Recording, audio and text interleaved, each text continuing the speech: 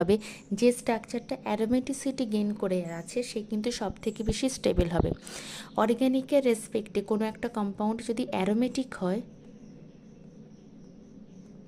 তাহলে সে হবে সব থেকে বেশি স্টেবল। তারপরে কিন্তু resonance, hyper conjugation, inductive effect পরস্পর আসবে, কিন্তু প্রথম দেখতে হবে সে অ্যারোমেটিক কিনা।